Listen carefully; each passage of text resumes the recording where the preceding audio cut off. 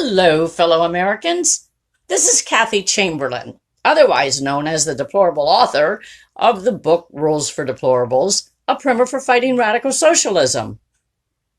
You're about to view a video of a presentation I recently made to a group of patriots just like you. If you like what you see, drop on by my website where you can order the book. It comes in ebook, audiobook, and also the paperback. That would be www.rulesfordeplorablesbook.com. Thank you so much for your support. Talk, let her talk, and about 10 minutes, and then before you leave, go up and take a look at her books and see if you might want to take one home to somebody that and give it to them that teaches them about deplorable. Hold on, Kathy. Thank you, Kathy. And thank you all here tonight. I'm so pleased to be here. This is actually my first foray outside of Pinellas County, so that says something. Now, other than the adorable deplorable back there, do we have any other deplorables in the room?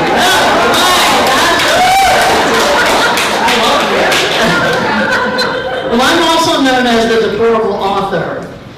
And the way I got into this, I never thought 2 years ago that I'd ever be standing in front of a group like this talking about a book like this. Because I wasn't a writer.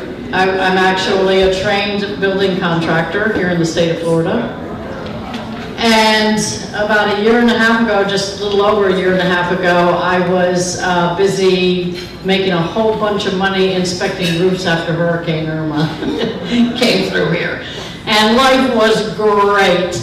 And I was about 10 feet up my ladder one day, and the ladder just slipped to the left. Ooh. And I fell back onto a concrete slab, and I broke my back in a couple places, and I broke both my wrists, and a lot of other complications. I was in the hospital for 3 months, throwing everything I could at Fox News. Every time I'd hear somebody attack President Trump, I'd be like, I can't handle it, I gotta do something. Well, the doctor said I couldn't go back to my previous employment, so I basically started all over again. And I remembered as I was laying in that hospital bed about a book called Rules for Radicals. How many people here have read Rules for Radicals? Cool. That's good to see. Well, Rules for Radicals was written back in the early 70s by a gentleman by the name of Saul Alinsky, which I'm sure a lot of you have heard of him. And Saul Alinsky he's known as the father of community organizing. I'm sure most of you probably know that. Our previous president, Obama, studied under his philosophies. And our nearly almost president, Hillary Clinton, did her college thesis on Saul Alinsky. So, you know, they believe in the whole philosophy. Well, what did Saul Alinsky write about? He wrote about 13 tactics that could be used, basically, to transform our country into a socialist one. That's what the left has been using his tactics for. They'll tell you his tactics aren't for that, but believe you me, they are. And so, I was, back in the day, a flaming liberal in California. I lived there for 15 years before moving here. And the only reason I started kind of moving to the right was a little man named Ross Perot. And I just loved him. So I volunteered for his campaign and everything. Well, the more I started realizing that maybe I was blinded and indoctrinated virtually, seriously, by the left in California, I started going further and further to the right. Excuse me. And I moved to Texas for a job transfer, and then I was only there for about 2 years, and then I moved here back in '95 to St. Pete. But I never transferred my voting to Republican. I'll be honest with you. I switched over to independent after Ross Perot, and I just stayed there because I wasn't overly thrilled with everything about the Republican Party either. And the only thing that made me become a Republican, can anybody guess what that might have been? That's right. I did vote for him in the primary and it just about killed me. Yeah, there you go.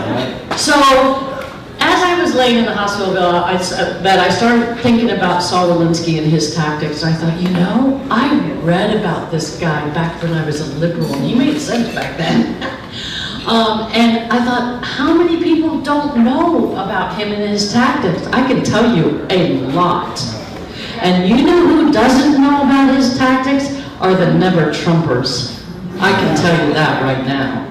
Because even though they're Republicans, when you hear somebody say our president is not presidential, how many times do we hear that? Or that he should stop tweeting? I have a chapter in my book, chapter 8, called Trick or Tweet. It's all about Trump's tweeting, and I did a lot of research for this book. I did over 400 footnotes are in it. I've taken each one of Saul Alinsky's tactics and started off a chapter with it. So chapter 1 has Alinsky tactic number 1. And I go through each one and explain how they're being used to tear down our country. And once you understand what these tactics are, it makes so much sense. And we have got to stand up and fight back. When Trump tries to fight back with his tweets, or by telling us everything that's going wrong with the Democratic Party, or what did he just do the other day? Oh God, I love this one. So he calls Baltimore rat-infested, and I mean, he loves to just tweet people. And when Elijah Cummings, who was obviously the representative, a part of that district, when he came out, and what did they do? Do you remember what they did? They came out and they started accusing Trump of trying to exterminate. Why did they use the word exterminate? They used that because exterminate is kind of what you do with an infestation. And they love to do that. There's an Alinsky tactic called the most potent weapon to man is ridicule. Ridicule is the most important weapon they use. And Alinsky said, the more you can use it, the more dramatic you can be, the more shocking you can be, the better. It doesn't have to be true. Those are his words. In war, he says, you can use any means necessary, and they do. And those of us who know Alinsky's tactics, we can see right through them. Trump does too. He plays the tactics fantastically. And the only problem with him playing the tactics is that the establishment elite gets down on him. We can't do that anymore. It divides us. It makes. I was at a PCREC meeting last night, and a gentleman came up to me and he was telling me all about. I saw critique. And he was talking to me all about how bad Trump is because he hasn't done the wall, he hasn't finished the wall. And I'm like, excuse me, have you been watching the last 2 years where he's been trying to fight off impeachment? And the collusion delusion? That's one of my chapters too, by the way, collusion delusion. I think you guys would really love the book. Anyone who doesn't know about Alinsky's tactics, it's so critical to spread this word. If you know of any groups that would love to hear me speak there, please let me know. I'm going to as many groups as I can. Becky, thank you so much for inviting me here. But please stop by and let me give you a little bit more information about Alinsky. I'll let everybody get back to, or have they not come out with the book? Because I could go on and on. That's up to you. Thank you very much, everybody, for having me, and appreciate meeting everybody.